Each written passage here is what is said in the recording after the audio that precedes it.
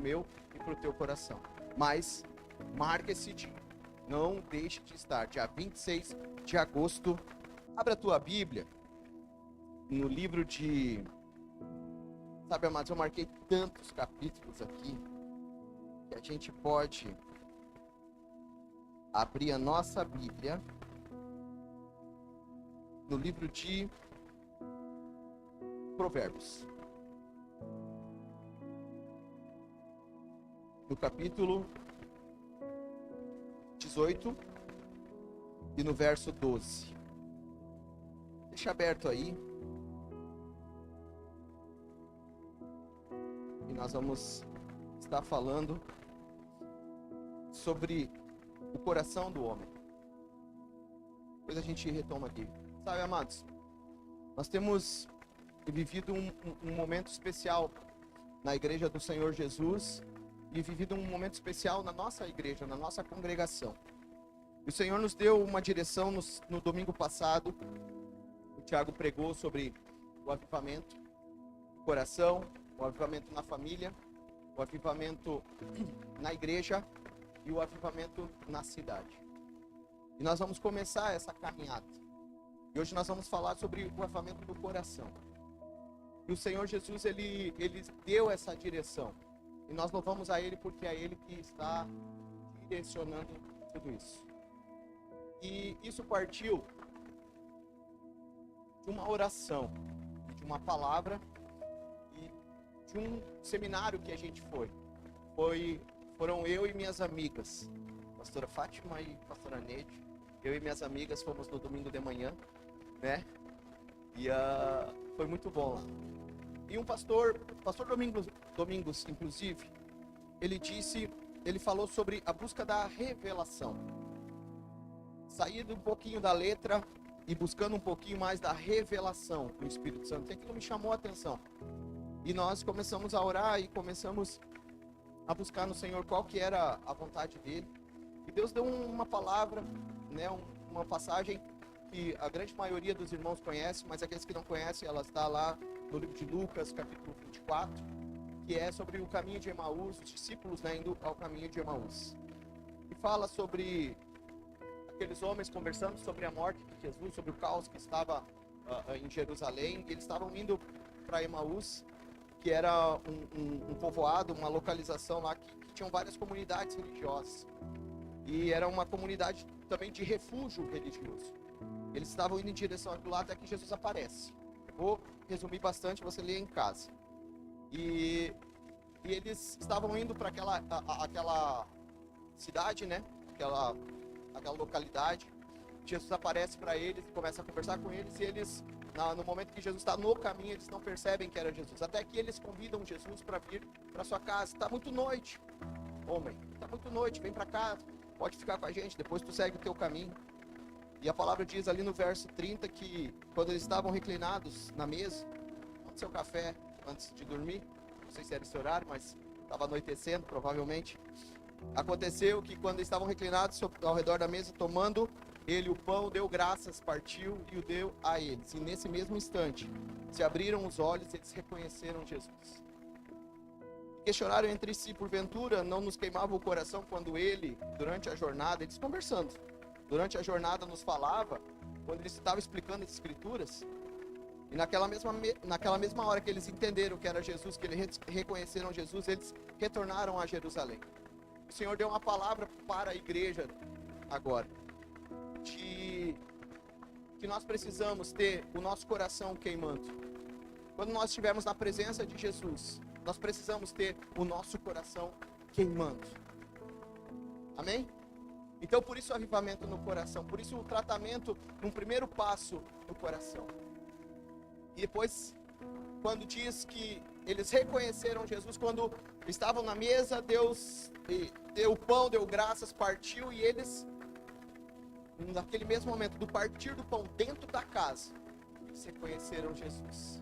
E nós entendemos que o Senhor, Ele quer estar em mais casas. Ele quer estar na minha casa, Ele quer estar na tua casa. E nós precisamos abrir a casa. Está muito tarde, Jesus, não vai. Volta para cá. Não vai, não segue o teu caminho sem mim. Não segue o teu caminho sem passar na minha casa, sem abençoar a minha casa, sem estar na minha casa. E nós precisamos do avivamento dentro dos nossos lares. E eles seguem, e a palavra segue dizendo assim que naquele momento em que eles viram, aquele movimento em que eles viram que era Jesus ressuscitado, eles retornaram a Jerusalém. Eles mudaram, mas Jerusalém estava um lugar de caos. Estava tudo errado em Jerusalém. Por que eles estavam voltando para Jerusalém, um lugar de caos, um lugar de perigo, que eles poderiam ter todas as dificuldades do mundo? Eles voltaram para dizer que Jesus ressuscitou. Eles queriam falar para os amigos, queriam falar para a igreja, queriam falar para todo mundo. Eles não temeram mais. Por quê? Porque o coração deles queimava, porque a casa deles queimava, e eles entenderam que ali havia um chamado. E eles precisavam retornar, mesmo no meio do caos.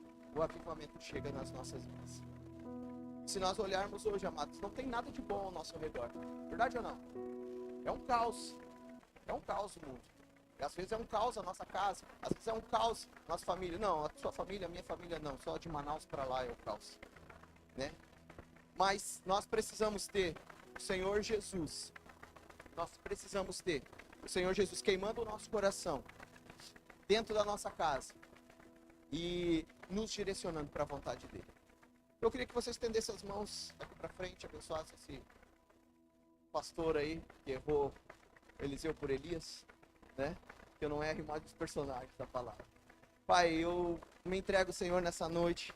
O Senhor possa falar, Senhor, a tua igreja, através da minha vida. Foi o Senhor quem escolheu essa noite para estar aqui. E eu quero, Senhor, entregar tudo que eu tenho, não é muito, mas tudo que eu tenho eu te dou, Pai, nessa noite. E que o Senhor possa fazer a obra. Que nada que não for da direção do teu Espírito Santo seja feito, ministrado, falado nessa noite. Mas que toda a obra do Senhor seja colocada neste lugar, Pai. Move, Senhor, nós estamos aqui, Pai, com o nosso coração aberto, com a nossa mente aberta, Pai. Tu falou, Senhor, que estaria tratando os nossos corações, Pai. Né? Dessa noite em diante, o Senhor estaria tratando os nossos corações. Porque há um tempo, Senhor, que Senhor, tem algo grande para acontecer, não como bênção, Pai, não como algo específico, Senhor, para este lugar, mas como algo grande para o teu reino, Senhor, como algo grande, Senhor, para a igreja de Jesus Cristo. E nós queremos fazer parte disso. Não nos deixa passar, Senhor, o avivamento sem que nós estejamos dentro dele, Senhor. Não nos deixa passar, Senhor, o teu mover sem que nós estejamos participando dele, Senhor. Sejamos, Senhor, parte dele, Pai. Começa, Senhor, essa noite a continuidade daquilo que o Senhor já está fazendo, Pai. Que possa ser feito pelo teu Espírito Santo, no nome de Jesus Cristo. Amém, Senhor. Amém. Bom, se hoje você fosse responder uma entrevista, um questionário, se hoje você fosse responder um 0800 que ligasse para você, é bem provável que você desligaria e alguns bloqueariam o número. Mas talvez alguns responderiam o questionário. Vamos supor que você responda esse questionário. Você não desliga a ligação. Mas, e a pergunta fosse a seguinte: qual a sua maior qualidade? Qual é a sua maior qualidade? Responda 1 para tal qualidade, digite 2 para outra qualidade, digite 3 para outra qualidade. Qual é a tua maior qualidade? E eu fiz essa pergunta para mim, eu fui meu próprio 0800. E daí eu pensei, confiança. Minha maior qualidade é confiança. Daí confiança. Às vezes eu desconfio de mim mesmo, né? Não tenho muita confiança que as coisas vão dar certo, tenho um pouco de receio. Não, então confiança não é. Criativo. Eu mais copio do que crio. Então, na criatividade também não é. Eu sou até mais ou menos no improviso, mas é bem mais ou menos. E corajoso. Esse eu já descartei de logo, né? Eu fui enfrentar um gato no forro de casa. Quanto mais longe do gato, melhor.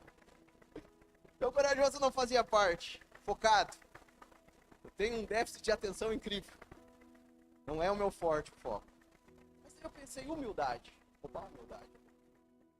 Cara humilde. Olha o cara humilde falando que é humilde. Eu pensei, mas humildade é uma boa coisa. Vou digitar o 6, que é a humildade. E daí eu fiquei pensando na humildade. E guarde isso. Eu quero que você guarde a sua qualidade. Porque eu vou chegar lá. Eu digitei que era humildade. Bem? Agora eu quero que você guarde a sua maior qualidade. Nós vamos chegar num acordo no final. O avivamento, amados, se nós formos ver na palavra de Deus, na própria história da igreja, e nós estamos aprendendo isso, nós estamos aprendendo sobre isso, no Instagram da igreja, o Thiago tem trazido aulas, na quinta-feira tem aula, então você tem como aprender sobre o avivamento. Mas o avivamento, na grande maioria das vezes, ele começa pelo caos, quando tudo está problemático. E um dos momentos da palavra de Deus que traz sobre o avivamento, que traz a história do avivamento, é quando Abacuque, que era um sacerdote, que vivia a sua vida normal, até que ele começa a olhar ao seu redor e ver muita corrupção, ver muita injustiça, e começa o coração dele começa a se incomodar com aquela situação. Então, depois de ver tudo que estava acontecendo ao seu redor, todos os problemas que estavam acontecendo ao seu redor, ele muito incomodado, isso está no livro de Abacuque, muito incomodado com a situação, ele conversa e começa a questionar Deus. Ele começa a conversar com Deus e questionar: até quando eu verei violência? Até quando o ímpio vai prevalecer sobre o justo? E Deus leva ele até um monte, para que Abacuque orasse. Mas ele para de falar e começa a ouvir Deus. Quais seriam as palavras de Deus para ele? E uma das coisas que eu já admirei Abacuque aqui, porque hoje tem sido bastante difícil parar para ouvir a voz de Deus. Nós não temos dado tempo. Nós não temos dado espaço para que o Senhor fale conosco. Na quinta-feira eu falava sobre de um lugar separado. Hoje a Cida já me disse como que tem que fazer. A Cida já me deu todos os caminhos para eu separar um lugar lá na minha casa. Deus falou no meu coração assim: eu sei que tu ora, né? Os irmãos de quinta-feira já ouviram isso, vão ouvir de novo. Mas eu sei que tu ora, eu sei que tu me busca, mas tu não tem um lugar para mim. Eu não sei por onde entrar na tua casa, eu não sei aonde chegar para conversar contigo. Tem lugar que tu já falou mal e ali falou mal de alguém, naquele lugar tu quer orar. Aquele lugar não é bom.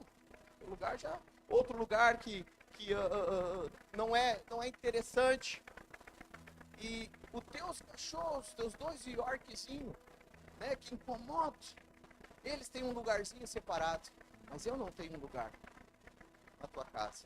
Não tem um lugar separado para mim e para ti. E aquilo ali me incomodou e me incomodou muito e continua me incomodando. Eu tenho um lugar separado, mas não é ali aquele lugar ainda. Ainda vai ter um lugar especial. Mas, por quê? Porque eu quero ouvir a voz de Deus. Porque é difícil sentir Deus hoje. É difícil até mesmo de se emocionar com Deus, com a presença de Deus. Porque nós acostumamos falar sobre a presença de Deus. Nós acostumamos dizer que qualquer emoção é a presença de Deus. Às vezes e é por isso que muitas vezes nós entendemos que na igreja é onde eu sinto a presença de Deus. Ou quando tem uma música que eu gostei muito, ali eu senti a presença de Deus. E a presença de Deus não é essa coisinha pequena, essa coisa superficial. A presença de Deus é muito mais. Nós não podemos acostumar com qualquer coisa e dizermos que essa qualquer coisa é a presença de Deus. Mas Abacuque, ele começa a ouvir Deus. E Deus responde para ele: olha, Abacuque, tu não está entendendo o que está acontecendo. Eles não entendem o que tu está tentando entender. Não vai dar certo. Só preste atenção, Abacuque. O justo vive pela fé. Tenha fé. Confia em mim. Tá? Separa o teu coração e confia em mim, Abacuque. Você está em outro lugar, você não entende eles não te entendem. Então só tu vai precisar confiar em mim. E Abacuque: Senhor, concordem. Lá no capítulo 3 ele diz: Senhor, eu ouvi falar da tua fama, eu tremo diante disso, dos teus atos. Senhor, uma coisa eu te peço: realiza de novo, em nossa época, as mesmas obras que tu já fez. Ele pede isso. E nós pedimos isso, não é verdade? Nós queremos isso. E daí, no 3,16, ele disse assim: eu ouvi isso, eu ouvi as histórias, eu ouvi o que o povo falava, e o meu interior, o meu íntimo estremeceu. O meu íntimo tremeu. Ainda assim eu exultarei e me alegrarei no Deus da minha salvação. Me faz andar em lugares altos.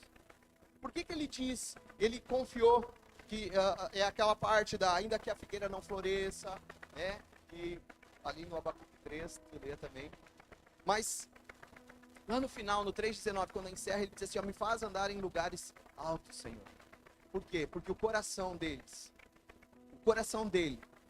estava olhando de uma forma diferente do que antes.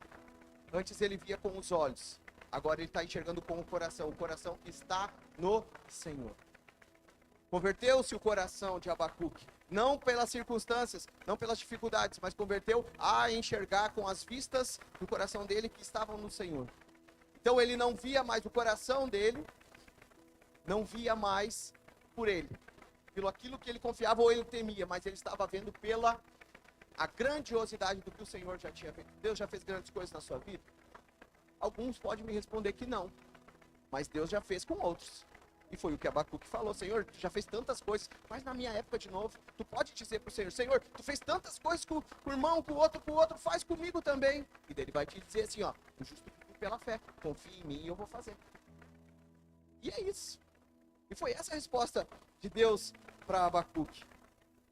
E Abacuque, o que me chama a atenção é que ele fala assim: o meu íntimo estremeceu. E o íntimo nós podemos falar sobre o coração. E é o que nós queremos tratar. Sabe, amados, que o maior problema para Deus é um coração soberbo e um homem que confia no seu coração.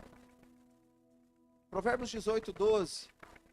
Antes da sua queda, o coração do homem se envaidece, mas a humildade antecede a honra. E olha o Provérbios 3:34. Deus se opõe aos orgulhosos e os soberbos, mas concede graça aos humildes. Como que nós vamos receber um avivamento do Senhor? Como que nós vamos fazer parte de um avivamento do Senhor, que é algo do Senhor? Já foi dito disso. Já foi dito isso. Nós não produzimos avivamento, é o Senhor quem derrama, quem dá. Como que nós vamos fazer parte de algo do Senhor se nós temos o nosso coração soberbo, o nosso coração com a nossa própria convicção? São coisas que eu penso: hoje tem muita justificativa do meu temperamento. Nós não temos que ter temperamento. Nós temos que ter a mente de Cristo, o temperamento de Cristo Jesus. É assim que tem que ser. Mas eu sou isso, eu sou aquilo. A psicóloga disse isso, o psiquiatra disse isso. Não, sabe, amados, eu não precisa, eu já tratei.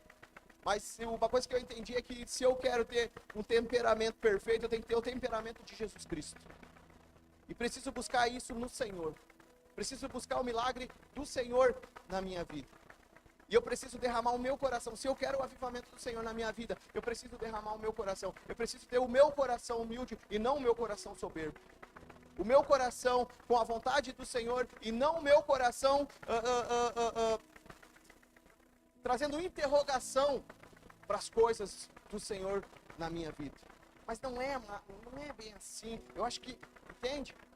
Nós precisamos rasgar o nosso coração. Jeremias 17, 9 e 10 disse: ora, não há mais enganoso e irremediável do que o coração humano, e a sua doença é incurável. Quem é capaz de compreendê-lo? Nem nós entendemos a nós mesmos. Nem nós entendemos a nós mesmos em muitas vezes do que nós fizemos. Às vezes fizemos algo e não sabemos por que fizemos. Mas foi o meu coração. Agora já fez. Mas eu não entendi. Claro que não entendeu. A palavra também está dizendo isso. Que o coração do homem é enganoso. É a coisa mais enganosa e não tem remédio para o coração do homem. Não existe, é irremediável, não tem remédio. para o coração do homem. Não tem como compreender o coração do homem. Eu não vou entender o meu coração. Eu não sei porque às vezes eu sinto algo e às vezes eu não sinto algo. Eu não sei porque às vezes eu quero o Senhor e às vezes eu não quero o Senhor. Eu não sei porque às vezes eu confio no Senhor e às vezes eu não confio no Senhor. Por quê? Porque eu estou ouvindo a voz do meu coração, o coração do homem. E não estou ouvindo a voz do Senhor, que é o coração de Deus para o meu. E o Senhor sonda. No 10 diz, Jeremias 9:10 diz, é o Senhor quem sonda profundamente e examina. Agora, quando você vai no médico, está com uma dorzinha, você vai no médico. Aqui, deixa eu ver, pela faixa etária, poucos vão ao médico. Eu vejo, poucos irmãos vão ao médico. Mas, casualmente, você está indo ao médico com uma dorzinha ou outra, ele vai fazer um exame. Verdade ou não? Pelo menos esperamos que ele faça um exame. Ele faz um exame.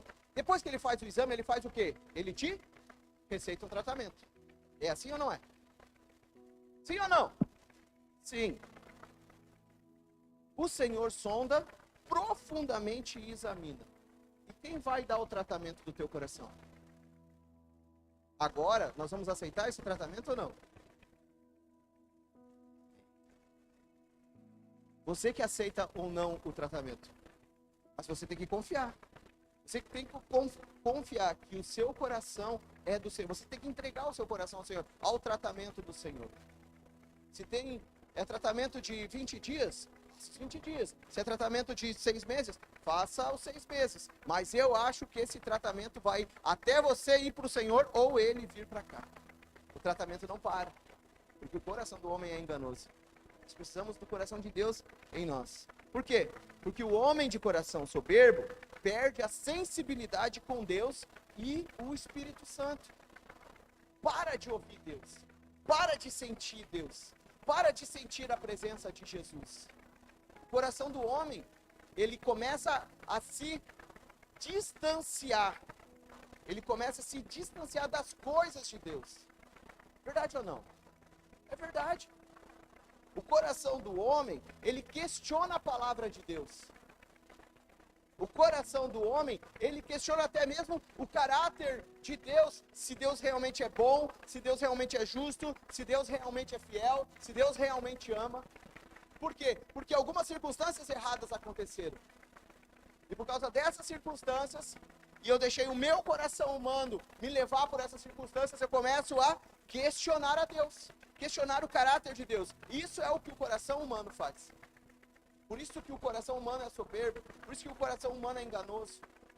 Porque quando eu escolho o coração humano levar a minha vida, é isso que eu consigo. É me afastar, é ficar insensível à presença do Senhor, é me afastar das coisas do Senhor, me distanciar, ser enganado pelo diabo.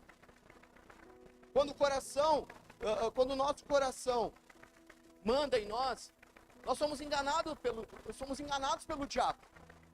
A nossa mente é enganada pelo diabo. E nós caímos no pecado. Por quê? Porque o nosso coração soberbo está afastado do Senhor.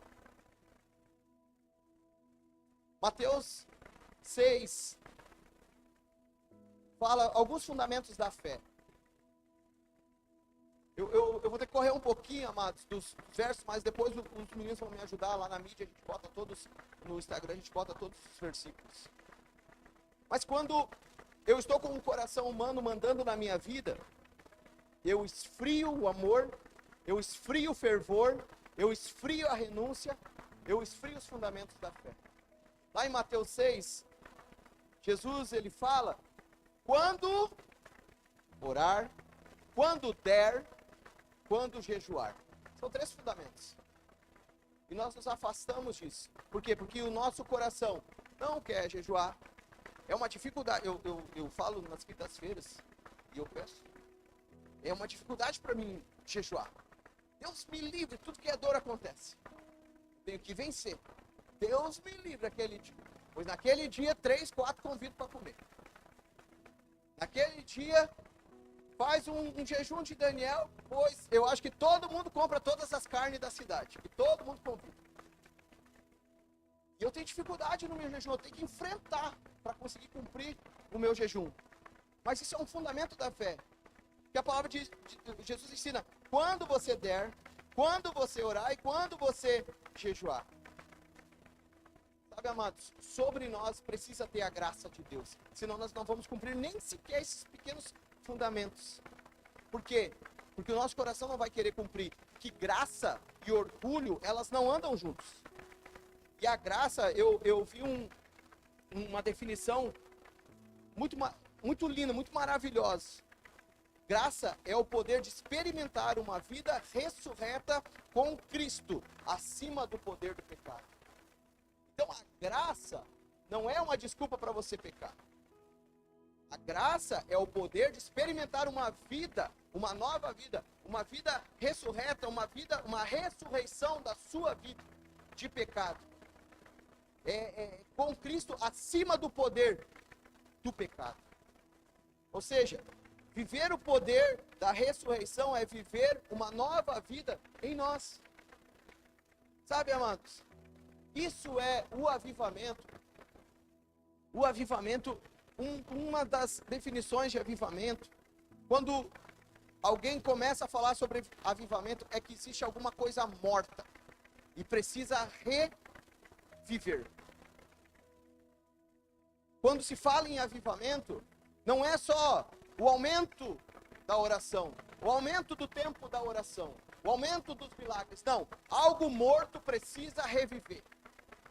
Se Deus, e isso é forte, isso realmente mexeu comigo. Mas, se Deus nos trouxe a direção de falarmos sobre avivamento, algo morto precisa reviver. E não foi nenhuma, nem duas, nem três vezes. E agora eu falo com a congregação. E a gente ouviu assim, nossa, como a igreja está fria. Nossa, como a igreja está morna. E alguns justificavam, outros não justificavam. A questão é que estava assim, mas Deus deu uma direção. Precisa do avivamento dentro do coração, precisa do avivamento na família, precisa do avivamento na igreja, para que haja um avivamento na cidade. Amém? Então, mais importante que o que acontece quando nós tomamos decisões pelo nosso coração, muitas dificuldades começam a acontecer, não dificuldades de lutas, estou dizendo dificuldades, lutas internas.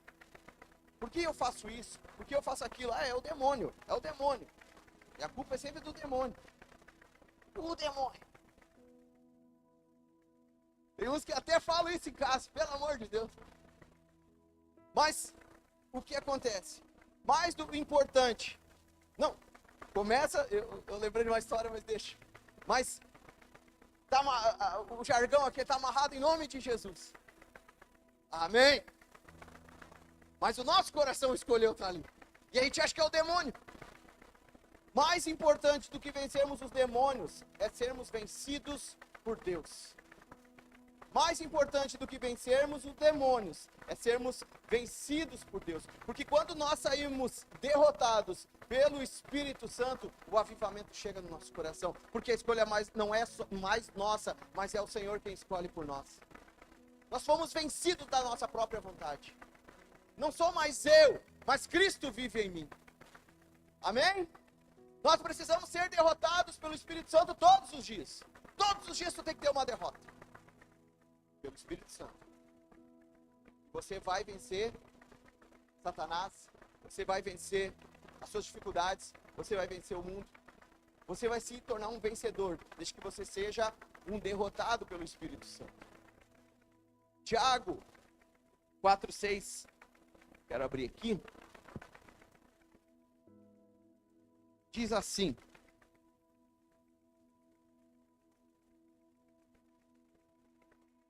mas ele nos concede graça maior. Por isso diz a Escritura: Deus se opõe aos orgulhosos, mas concede graça aos humildes. Portanto, submetam-se a Deus, resistam o diabo e ele fugirá de vocês. Aproximem-se de Deus e ele se aproximará de vocês. Amém? O que é o primeiro chamado aqui? Resistir ao diabo?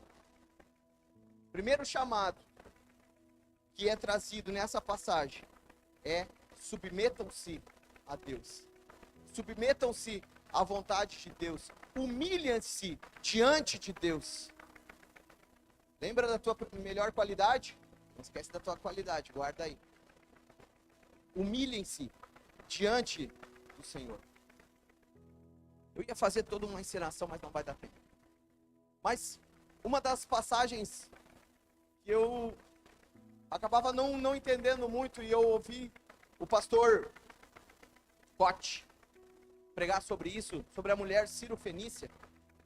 E ele fala da humilhação que Jesus fez ela passar. Ele fala de como Jesus foi, sabe, seria cancelado hoje. Jesus seria cancelado pelo que ele fez com essa mulher. Essa mulher Ciro-Fenícia, que está lá em Mateus 15.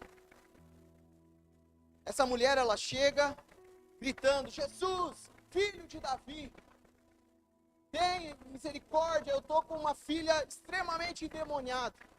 E a primeira ação de Jesus é ignorar ela. Agora você pensa que você quer uma oração do pastor. Pensa.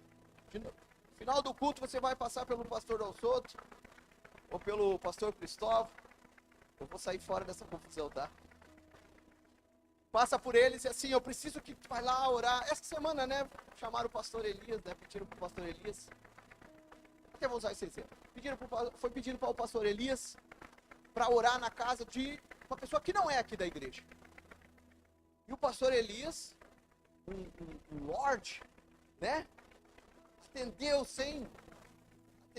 assim, e me ligou: vamos junto. E a gente foi. Mas se o pastor Elias diz para o irmão da igreja que pediu: olha,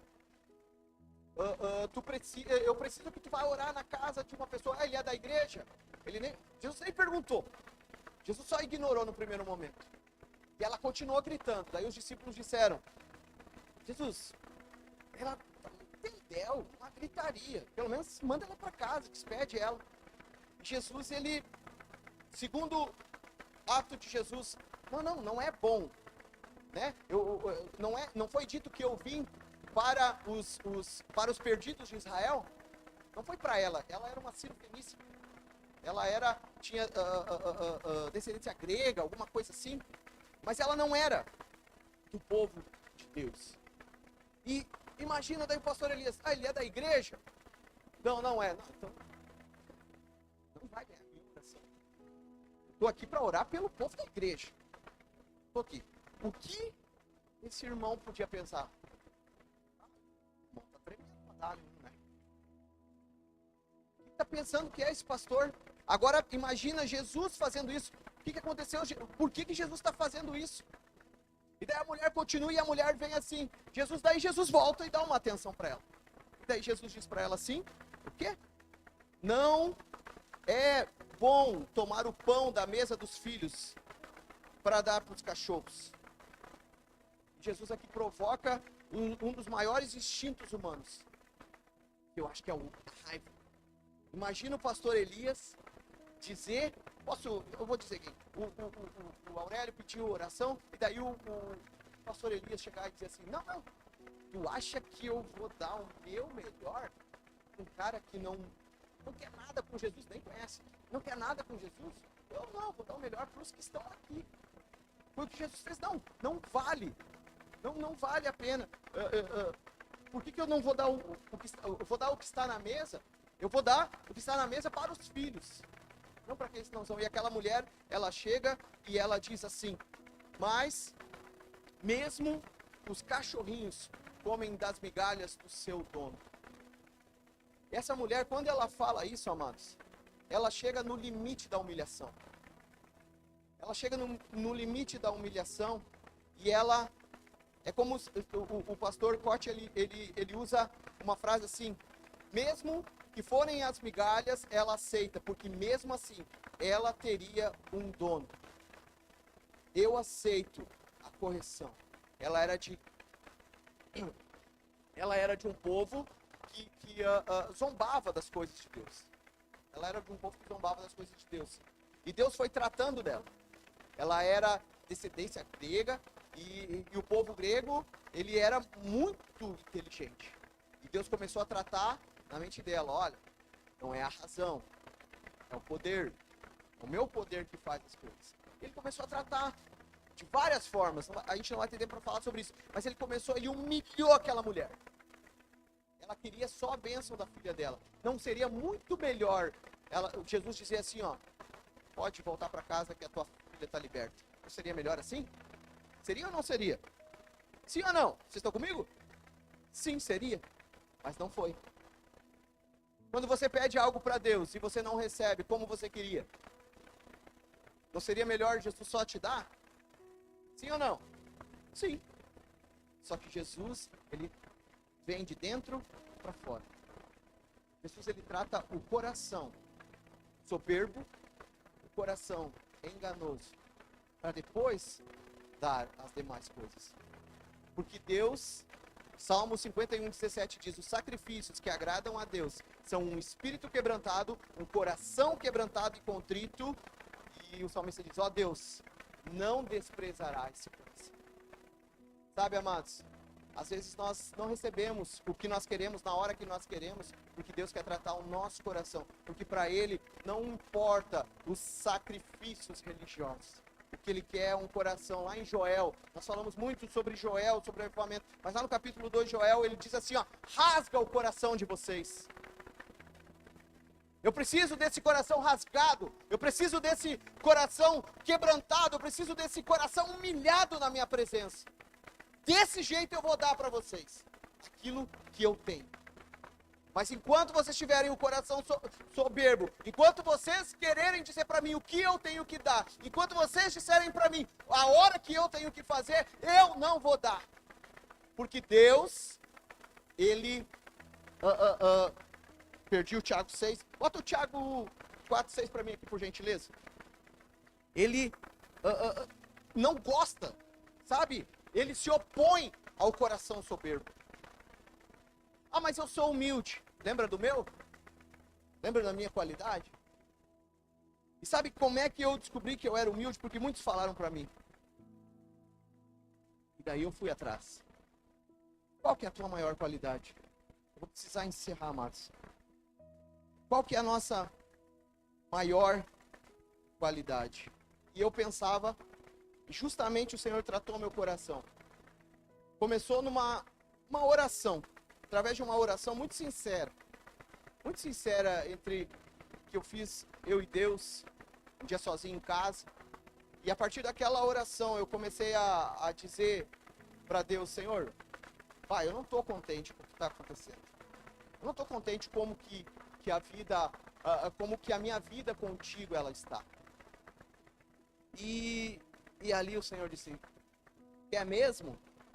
Sim, Senhor, eu quero. E daí Ele começou a tratar o meu coração.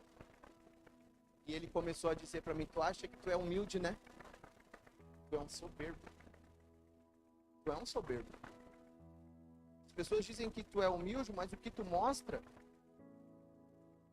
não é a humildade que eu espero do teu coração. Muitos veem que tu parece ser humilde, mas não. Para mim, tu tem deixado o teu coração ser enganoso.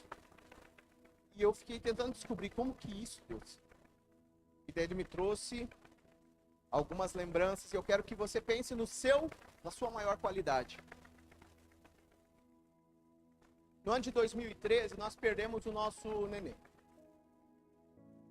E a partir daquele momento, sem perceber, e o Senhor falando comigo, ministrando no meu coração, sem perceber, eu comecei a parar de acreditar nos milagres de Deus. Sem perceber. Eu orava pelos milagres de Deus, eu orava pelos enfermos, eu orava pelos irmãos, me chamavam, aquilo era o caminho do Gólgota, mas eu ia lá, orava. Mas sem perceber, eu tinha parado de acreditar nos milagres de Deus. Sem perceber, a minha dor daquele dia, daquele momento, me fez acreditar que ninguém se importava comigo.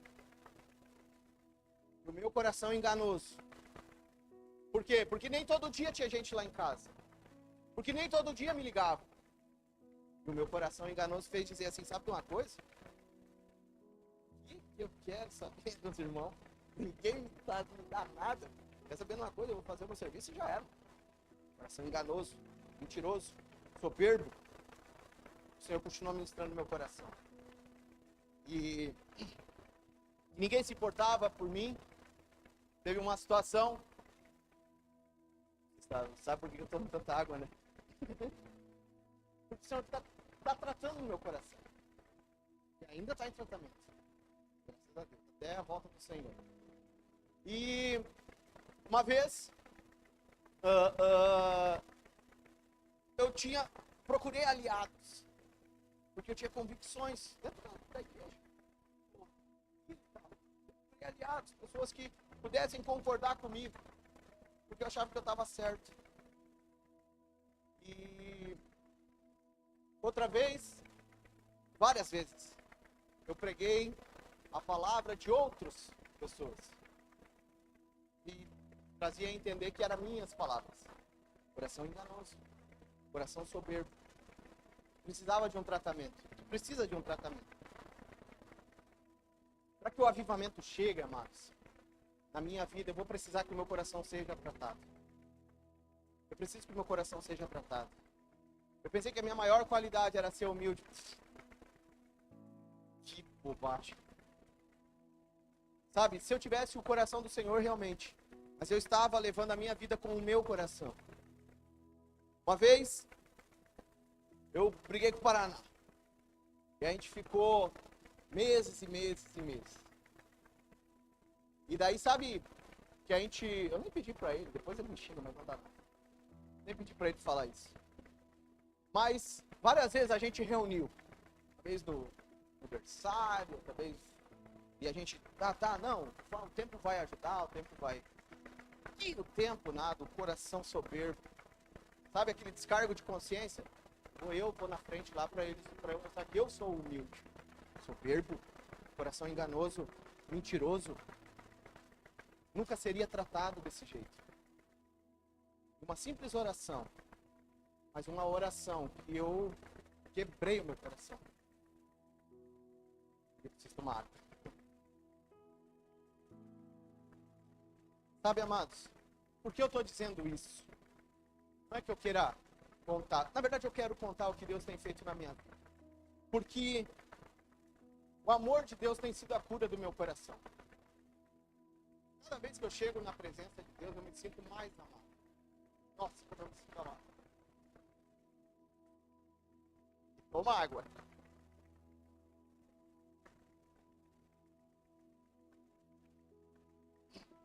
Eu sei que eu sou muito importante para essa igreja. Eu sei disso. Mas eu sou parte. Você é muito importante para essa igreja. Porque essa igreja pertence a um noivo, Jesus.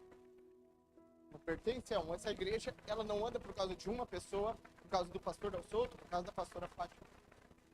Ou por causa do ministério de louvor, ou por causa de os pastores. Não, essa igreja, ela caminha por causa de Jesus. Só que essa igreja, ela precisa de você, amado. De novo.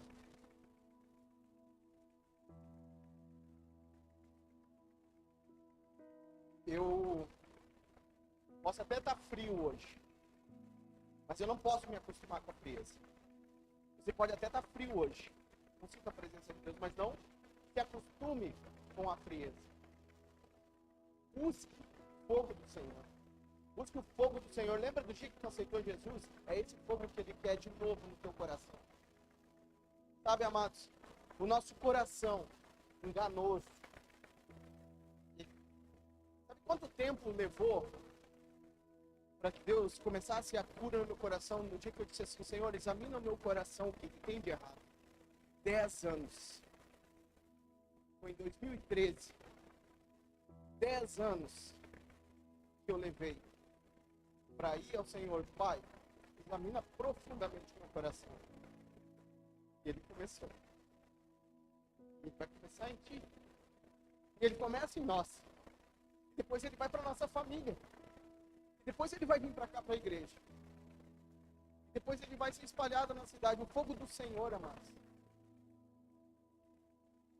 Eu sou importante para essa igreja. Eu sei disso.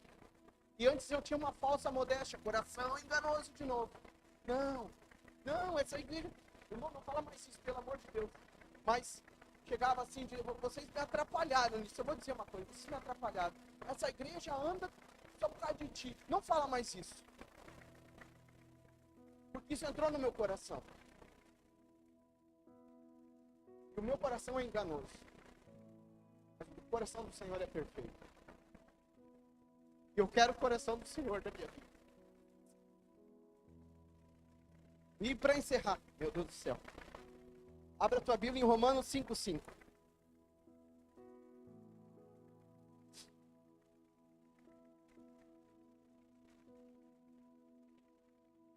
Deus é bom, amados. Deus é bom ou não é bom? É bom demais. Aleluia.